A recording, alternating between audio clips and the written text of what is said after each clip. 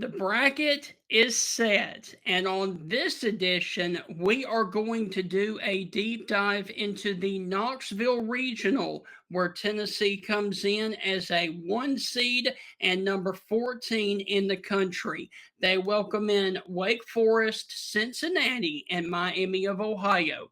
Ryan Silva of VolReport.com will join me right after this open to talk about the Knoxville Regional and to look ahead to the Arkansas Regional to see who he thinks they will pair up with in the Supers right now on the Knoxville Regional Preview Show. Hi, this is Tim Brando with a reminder. Those of you on Tide 100.9, look out. You're about to feel the buzz of Stingray.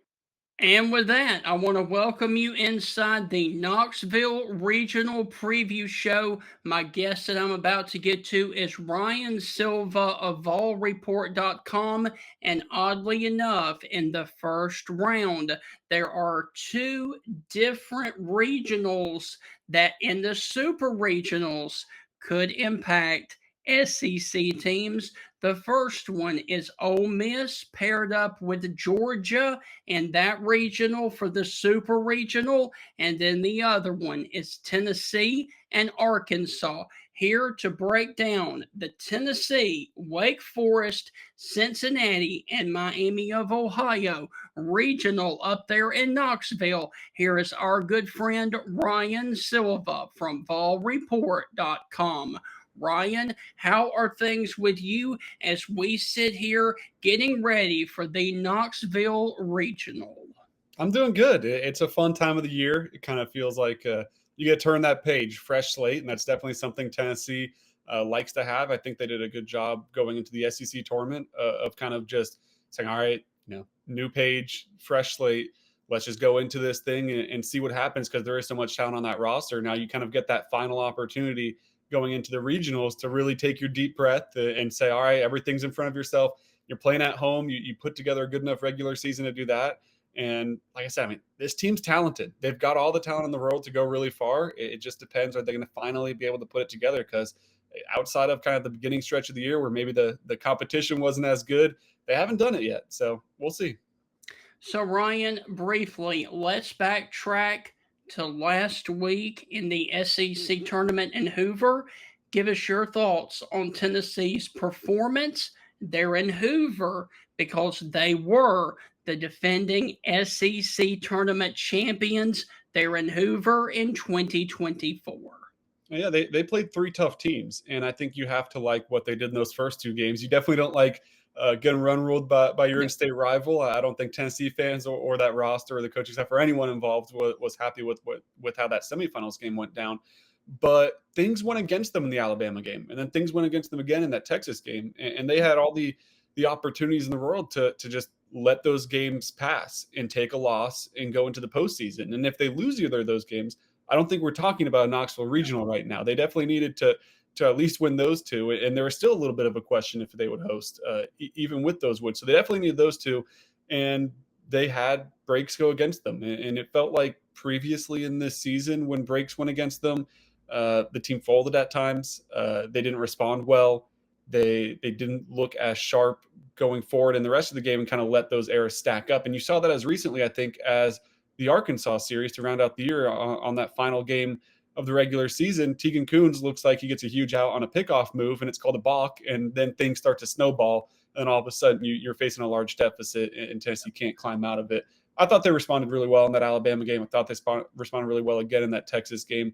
And that's something that I think if you can keep that mental aspect of it and keep the good vibes in the dugout going, even if you do take a small deficit in game one of the regional or in a second game of the regional or any time in the postseason, I think that's something that they could really stand to build off of from that SEC tournament run.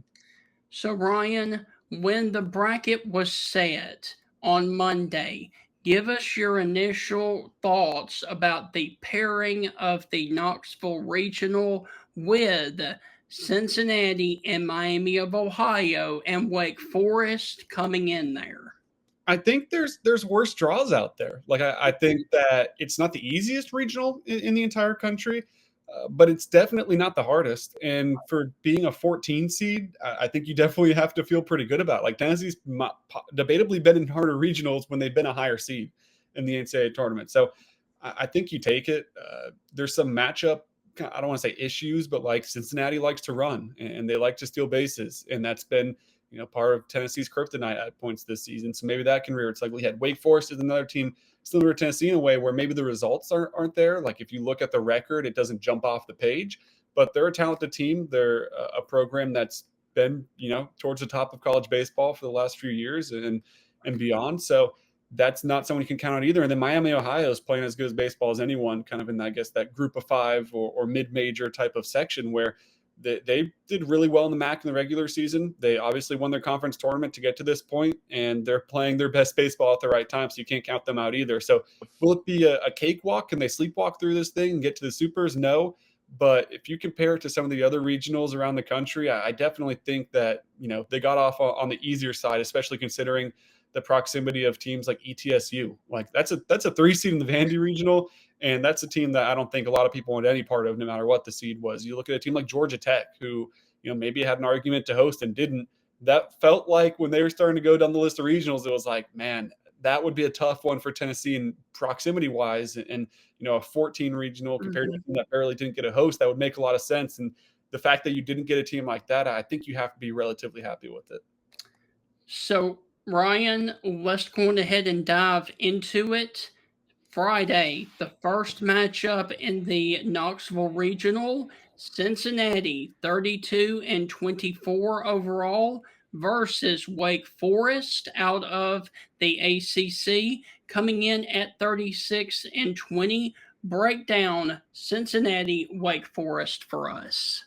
Yeah, I mean that's going to be a dogfight. Those 2-3 seeds, they always are, because you're getting the best of everyone. There's no question of, if you're the 1 seed, maybe you try to wait to throw your ace for that second game and see if you can get past it without them. Like there's no question in the 2-3 seed games. You got to bring your best stuff, or else you're in a massive hole that's almost impossible, it feels like, to really truly dig out of if you do drop that first game. So, I fully expect it to be heated. I'm excited to, get there early and watch that one go down. Feels like you'll lean towards the higher seed of Wake Forest right now. I think they probably have enough to get it done. They're going to throw Blake Morningstar, who's got just a shade under a 3 ERA. He's got a nice whip, 6-1 on the year. Like he's the part that you want from, an ACC top of the line starter. Cincinnati's got, a pretty good staff as well. And they got Carrington Cross, who was fantastic in Big 12 play and could really be a difference at the plate as well. So they've got talent on both sides. I feel like it's going to be close. It should be an entertaining game, but right now, I think you do lean towards the higher seed in Wake Forest. Okay. And then at 5 p.m. on Friday, it is the home team, Tennessee, 43-16, going up against the MAC team, Miami of Ohio, who comes in with a record of 35-21. Break down that matchup, please. Well, if you're going to read into what Tony Vitello said on Tuesday morning, it sounds like Liam Doyle's in line to pitch in that game, which is surprising in a way because, as I just mentioned, you see teams sometimes they want to save that number one guy to go against the Cincinnati or Wake Forest in the second round because you feel like you should be able to get past that first game without him. And especially considering that Liam Doyle's been the second guy in the rotation in the SEC tournament in Arkansas due to timing, it would kind of be a natural fit. Like it's not like he's never done it this year. He just did it the last 2, I guess, quote unquote series with the SEC tournament, not being a true series, but they played 3 games over the weekend. Well, if Tennessee does go the Liam Doyle route, it's really hard to see that game being close. Like Liam Doyle is just on another level. And, not to take anything away from Miami, Ohio, but it's tough to see them having the offense to really keep up with that. And it could be, if you're able to survive out of the regional, maybe a nice confidence boost because Liam Doyle did get touched up a bit against Arkansas and then in that Texas game in the SEC tournament as well. So I do see the benefits of it. I understand you have to go one game at a time. And if Liam Doyle's how you feel like you can secure that win and then you go from there, sure. But man, yeah, it does really feel like you lock that thing up if he is the one to get the ball, which, like I said, he didn't Sharpie it in. It's not 100%, but it definitely seemed like that was the route that Tony was leaning towards. So, Ryan, you have Wake Forest and Tennessee matching up on Saturday. break that game down as you think it would be outside of the pitching matchup? How do you see both of them hitting wise? Well, I think you do have to look somewhat at the pitching matchup because Matthew Dallas for Wake Forest is a Tennessee transfer, and he might be that guy that's in line to start on Saturday. So that's a narrative in itself. And he's been kind of on and off this year. He had a relatively strong start, maybe lost his footing a little bit midway through the year and is starting to come on stronger towards the end of the year. So that's just a fun storyline, I guess, to look at when, you got a guy going back to his former school. It's not like he, put up huge. It's not a Chase Burns situation where he was so good at Tennessee and things just didn't work out and he ended up going to Wake Forest, played one season, highly recruited freshman from the state of Tennessee, and ended up wanting to play his career elsewhere.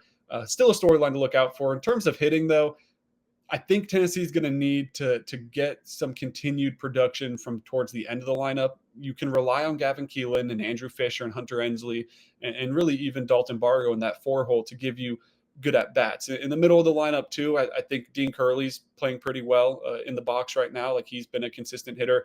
Can you continue to get positive at bats from a guy like Cannon Peebles, who, if you look at the numbers, hasn't been very good, but he was just on the All-SEC tournament team because of how well he did at the plate in Hoover. So if you can continue to get production from him, if Levi Clark, a true freshman DH, can continue to produce in that role towards the end of the lineup, if Manny Marin, who's kind of cemented himself as that third baseman and the nine-hole hitter, if he can step up and produce some timely hits, then I think you have to like Tennessee's chances to, I guess, outslug Wake Forest, and especially in Lindsey Nelson Stadium, not the biggest stadium in the world. Tennessee's taking advantage of it, and they've done it in regionals in the past. They've done it in postseasons and supers. Like, they know how to hit home runs in big stages in that stadium. So I like Tennessee. If you're looking at just the offenses, I still do like Tennessee to maybe outslug Wake Forest, but they do have some bats over there with the Demon Deacon. So if you miss a couple pitches, if Marcus Phillips, who would get that ball if Liam Doyle is the starter for game one, if he misses on some locations, Wake Forest is plenty capable of making him pay. And he hasn't been the best at keeping runners at bay. He's been better late, but people have still been able to steal on him a little bit. So if you get some runners on, then all of a sudden things can get a little hairy there as well. So, Ryan, let's say that Tennessee does move on out of that regional. They meet up with Arkansas, Kansas, Creighton, or North Dakota State, because that is the Fayetteville Regional. Give us a little bit of a preview of some of those teams in the Fayetteville Regional that potentially could face Tennessee in the next round. There's the obvious storylines of Tennessee, Arkansas. They just played each other. It felt like a week ago. Yeah. Pretty much was just like 2 weeks ago over in Fayetteville, and it would be in Fayetteville again. So there's familiarity between the teams. Obviously, look at the Tony Vitello pipeline of how he climbed up the ladder of coaching ranks and ultimately got to Tennessee, and he's got a close relationship with Dave Van Horn over there. So that storyline, I think most people know about, and it's been played out on the field, and it's almost lost some of the glimmer and the glamour. Like when Bruce Pearl comes back to Knoxville, the first few times it was crazy. And then by the third, fourth, and fifth time, it's like, all right, these are just two good basketball teams playing. Now it just feels like two good baseball teams playing when Tennessee and Arkansas meet, more so than all the off the field drama or whatever you want to call it. But you also could make the argument that Arkansas, as the 3 seed in the country, has a harder regional than Tennessee. Like Creighton and Kansas are really good teams. And once again, it's not to take anything away from what Cincinnati and Wake Forest bring to the table. They've had good seasons as well. Like Kansas played really well this year. They went 43-15. They won a lot of Big 12 games in a conference that's not bad by any means and has some really good teams at the top. So will I take Arkansas to survive that regional? Yeah. But is it 100%? I don't know. Like Tennessee could be hosting a super regional if they get a couple pitches to go their way over in the Fayetteville side of things, and Tennessee takes care of business in Knoxville as well. I think Kansas is the number one team that kind of caught my eye of teams that could possibly knock off the Razorbacks, just because they seem to have a knack of winning, and they've got a little bit of their storylines over there as well with that Arkansas team too. So the NCAA tournament's or the committee's gonna put some storylines together when they can, and maybe Kansas is that team that can kind of be that underdog in the Fayetteville Regional and get to a supers. And Ryan, if memory serves me correctly, I believe it was Kansas State that knocked out Arkansas last year, and now here comes Kansas. Arkansas just cannot get rid of those Kansas teams. Yeah, no, it just feels like there's always I mean, with how much baseball's played now and how big the sport's kind of gotten recently in college baseball, you can find those storylines everywhere. Like it's pretty easy, it feels like, but that's definitely a funny one to keep in mind. And definitely, it's when your team gets upset, I think, is when those really start to sting. Is when you really start to get irked by it a little bit more than just the maybe the more fun storylines. So Ryan, Tennessee throughout this entire season found what it was like to, instead of being the hunter, of being the hunted, of being the defending national champions. Talk about that a little bit, as they've had a kind of a rocky season, to say the least. Yeah, I think it's fair to say, they really did fully become the hunted as national champion. I don't think it's anything brand new to the program, though. Like you think after the 2022 season, where they did get caught in the super regionals by Notre Dame, but they were the number one team in the country all year long. That was one of the greatest college baseball teams of all time. And a lot of the great college baseball teams don't have the postseasons they want. There's a reason that there was that long stretch until last year where Tennessee broke the 1-seed curse. But that 22 team was as good as anyone, and they let people know about it on the field, off the field, whenever they wanted to, and they were a rambunctious bunch. The unique thing, not necessarily about Tennessee, but about, I guess, the top programs in the country, is there is a lot of turnover most of the time because you're producing so much MLB talent, and you're just kind of rolling through guys that are getting drafted and going to the next step. So a lot of the players on this year's team, or the 23 team that maybe struggled a little bit to respond from having that target on the back from the 22 team, they weren't necessarily big pieces of the teams that people or that were the reason that there was the target in the first place. So it's the Andrew Fishers, the Gavin Keelans who sign up for it, who weren't there last year, but kind of have to deal with the target. And I think that they've done a reasonable job. I don't know if that's necessarily the reason that things have been rocky at times. I think it's been some other things here and there, but you definitely do get that feeling this year, maybe more than any, or maybe since that 23 team had to deal with, just because of the nature of that 22 team, that teams were giving them their best shot. Like you were getting your best from everyone, no matter what, no matter the records. Like they wanted to get their crack, especially early in the year at the defending champions. So Ryan, as we sit here before postseason regional and super regional begins, give us your prediction on how far this Tennessee Vol baseball team can go. I think they're a super regional team. I like them to get out of this regional. If they go down to Fayetteville, it's tough for me to see them grabbing that series down there. Like that's a really tough ask. Arkansas is a really talented team. It's a tough place to play. It's a lot of familiarity. I think that could be difficult. If Arkansas gets caught and Tennessee hosts a super regional, you kind of have to like Tennessee sneaking their way back to the College World Series. And it's been a good postseason. Like Tony's had good postseason success since he's been at Tennessee. Even the 23 team that was not the best in the regular season, like this 25 team is, they've somehow made their way to the College World Series despite playing on the road in the regional and the super regional stages. So to me, a lot of it depends. One, of course, Tennessee has to survive their own regional. But if you can get help from Kansas or Creighton and be able to host a super, I like you to defend your home field. If you have to go on the road to Fayetteville, I think super regional is where you're stuck at, which by no means is a bad year, and definitely something they could build off of for the future if that is what happens. So Ryan, thank you. Enjoy covering the regional action this weekend there in Knoxville, and fingers crossed for you that somebody can knock out Arkansas, that y'all will be hosting a super regional. And I will definitely catch up with you next week when we will talk about Tennessee and the supers. Okay. All right, appreciate it, Stephen. Thank you. Thank you. All right.